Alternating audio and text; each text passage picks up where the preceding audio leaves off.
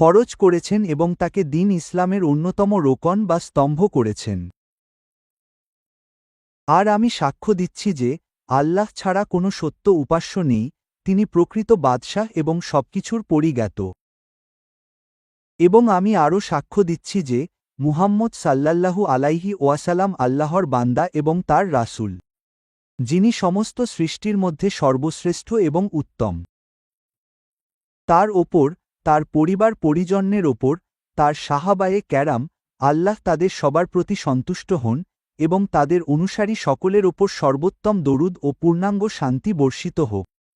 হামদ ও সালাতের পর, হে লোক সকল, তোমরা আল্লাহর তাকওয়া অবলম্বন করো, কারণ আখিরাতের দিনে বান্দার মুক্তি এই তাকওয়ার মধ্যেই নিহিত।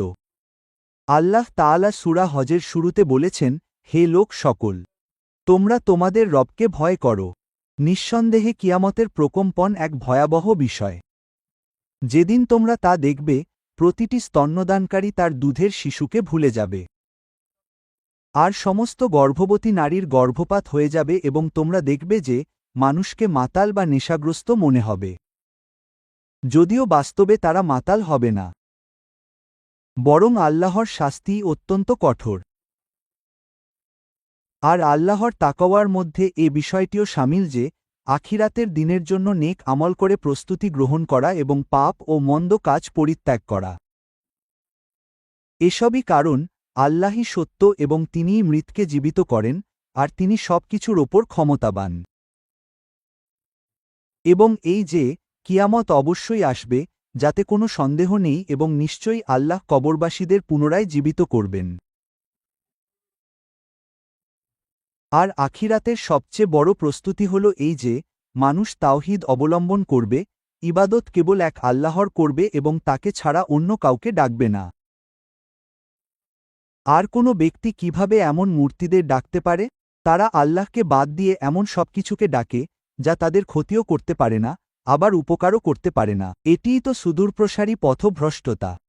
তারা তাকে ডাকে যার ক্ষতি তার উপকারের চেয়ে বেশি নিকটবর্তী। নিশ্চয়ই তারা খুব নিকৃষ্ট অভিভাবক এবং খুবই খারাপ সঙ্গী। আল্লাহ আরও বলেছেন যে কেউ আল্লাহর সাথে কাউকে শরিক করল, সে যেন আকাশ থেকে ছিটকে পড়ল। এখন হয় পাখি তাকে ছিনিয়ে নিয়ে যাবে, অথবা বাতাস তাকে কোনো দূরবর্তী স্থানে নিক্ষেপ করবে। আর ঈমানদারদের প্রতীক হল তাওহীদ। আল্লাহর ফরমান হল, তোমাদের সবার সত্য উপাস্য কেবল একজনই। সুতরাং তোমরা কেবল তারই অনুগত হয়ে যাও এবং বিনয়ী মানুষদের সুসংবাদ শুনিয়ে দিন। তাদের, যখন আল্লাহর নাম স্মরণ করা হয়, তখন তাদের অন্তর কেঁপে ওঠে, এবং তাদের ওপর কোনো বিপদ আপতিত হলে তারা তার ওপর ধৈর্য ধারণ করে। তারা নামাজ কায়েমকারী এবং আমরা তাদের যা কিছু দিয়েছি, তারা তা থেকে দানও করে থাকে। এগুলোই হল দ্বীন ইসলামের মূল ভিত্তি, তাওহীদ, এবং এই সাক্ষ্য দেওয়া যে আল্লাহ ছাড়া কোনো সত্য উপাস্য নেই এবং মুহাম্মদ সাল্লাল্লাহু আলাইহি ওয়াসাল্লাম আল্লাহর রাসূল। সালাত কায়েম করা, জাকাত দেওয়া, রমজানের রোজা রাখা এবং আল্লাহর পবিত্র ঘরের হজ করা। এর পাশাপাশি আল্লাহকে ভয় করার নির্দেশ দেওয়া হয়েছে এবং যে ব্যক্তি নিজ রবের সামনে দাঁড়ানোকে ভয় পায়, তার জন্য রয়েছে দুটি জান্নাত। এবং আল্লাহর আনুগত্য করা ও কষ্টদায়ক পরীক্ষায় ধৈর্য ধারণ করার অসিয়ত করা হয়েছে। নিশ্চয়ই ধৈর্যশীলদের তাদের প্রতিদান পূর্ণাঙ্গভাবে বিনা হিসাবে দেওয়া হবে। এবং আল্লাহর নিয়ামতের ওপর তার কৃতজ্ঞতা প্রকাশ করার শিক্ষা দেওয়া হয়েছে। আর এভাবেই আমি পশুদের তোমাদের অনুগত ও অধীন করে দিয়েছি, যাতে তোমরা কৃতজ্ঞতা প্রকাশ করো।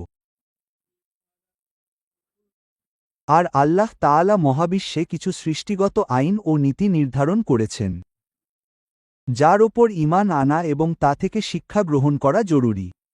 যেমনটি আল্লাহর বাণী, নিশ্চয়ই আল্লাহ বিশ্ববাসীদের পক্ষ থেকে শত্রুদের প্রতিরোধ করেন।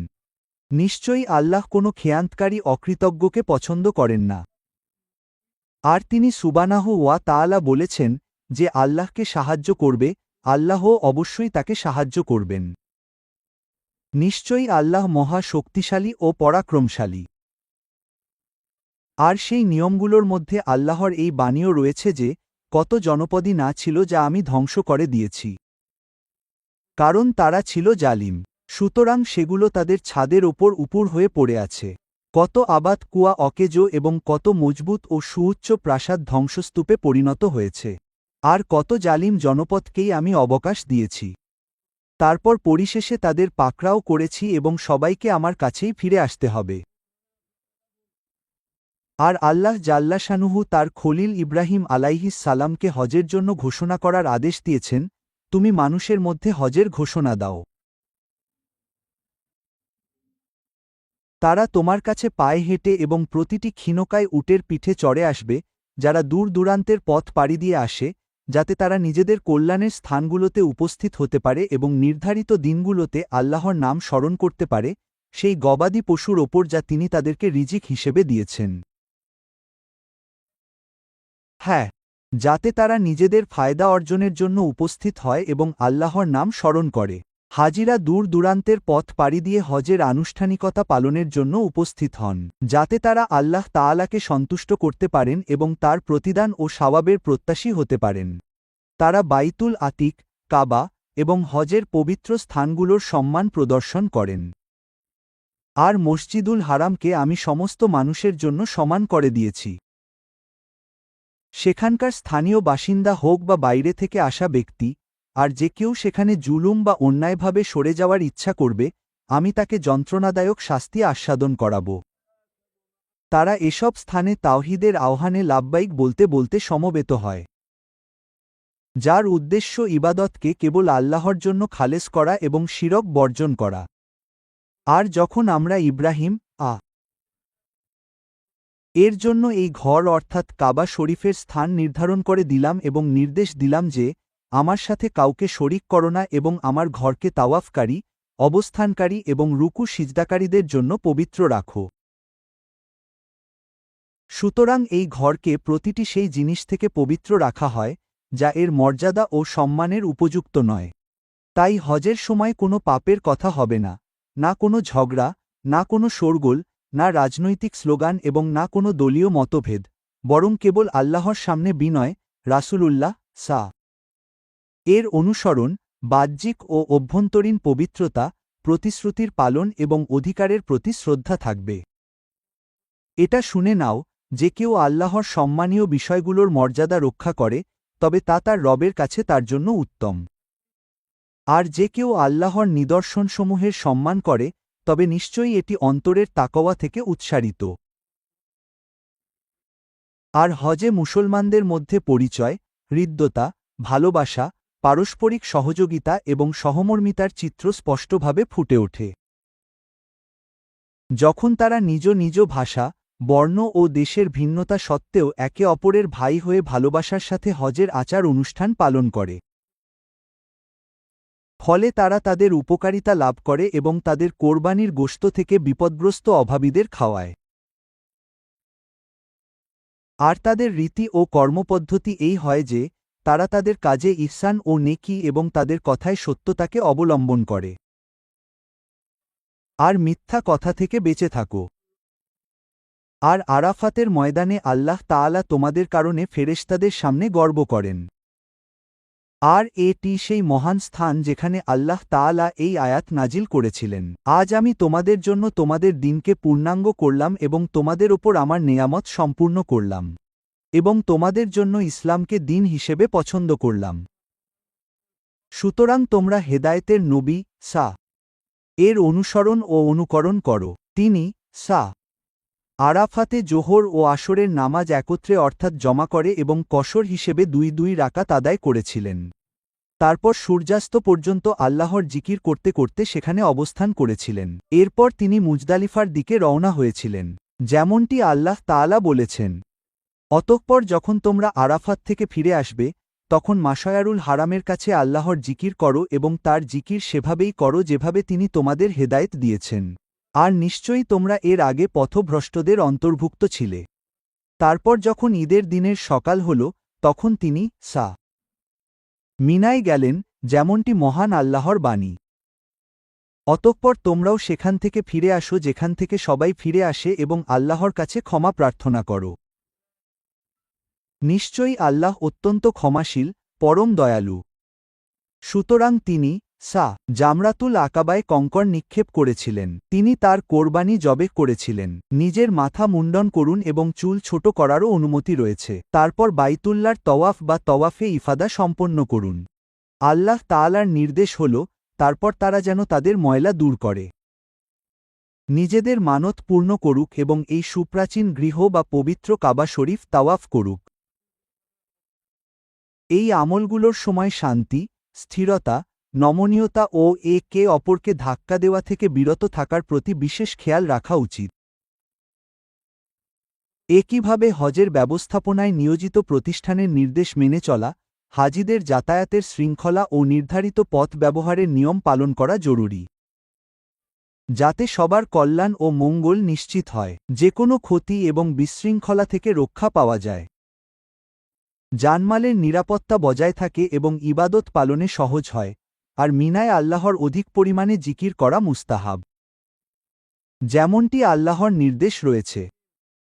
অতঃপর তোমরা যখন তোমাদের হজের কার্যাবলী বা রুকনগুলো সম্পন্ন করবে, যেমন তোমরা তোমাদের পূর্বপুরুষদের স্মরণ করতে, বরং তার চেয়েও বেশি করে আল্লাহর জিকির করো, এবং আইয়ামে তাশরিক অর্থাৎ 11, 12 ও 13 জিলহজে হাজিদের 3টি জামরায় কঙ্কর নিক্ষেপ করতে হবে।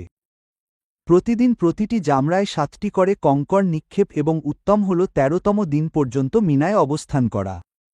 তবে 12তম দিনে কঙ্কর নিক্ষেপ করে দ্রুত চলে যাওয়ারও অনুমতি রয়েছে। আল্লাহর নির্দেশ হল, এবং নির্দিষ্ট কয়েকটি দিনে আল্লাহর স্মরণ করো।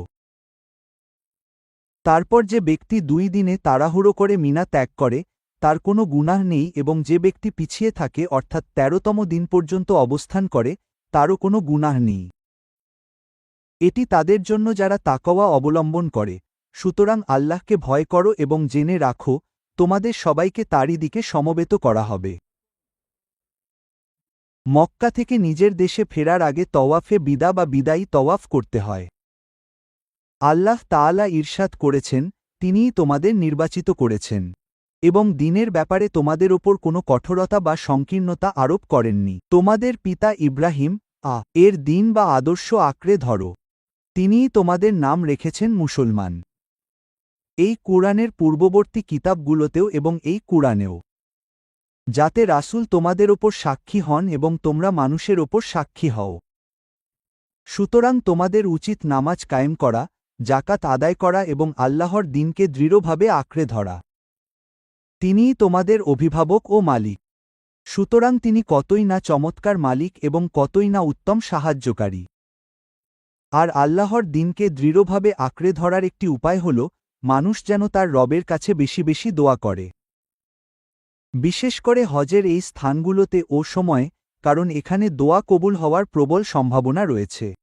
এবং তোমাদের রব বলেছেন, তোমরা আমাকে ডাকো, আমি তোমাদের দোয়া কবুল করব। আর হজের স্থানগুলোতে হাজিদের অবস্থা এমন হয় যে, তাদের মধ্যে কেউ কেউ বলে, হে আমাদের রব, আমাদেরকে দুনিয়াতেও কল্যাণ দান করো এবং আখেরাতেও কল্যাণ দাও, আর আমাদেরকে জাহান্নামের শাস্তি থেকে রক্ষা করো। উদ্ধৃতি চিহ্ন। এরাই তারা, যাদের জন্য তাদের অর্জিত নেক আমল থেকে অংশ রয়েছে এবং আল্লাহ হিসাব দ্রুত গ্রহণকারী। হে আল্লাহ, হাজিদের দোয়া এবং তাদের হজের আমলগুলো কবুল করো। তাদের বিষয়গুলোকে সহজ করে দাও। তাদের গুনাহ মাফ করে দাও এবং তাদেরকে নিজ নিজ দেশে সঠিক ও নিরাপদে উপকার ও সফলতা নিয়ে ফিরে যাওয়ার তৌফিক দাও। হে আল্লাহ, মুসলমানদের অবস্থার উন্নতি সাধন করো। তাদেরকে সত্যের ওপর ঐক্যবদ্ধ ও একত্রিত করে দাও।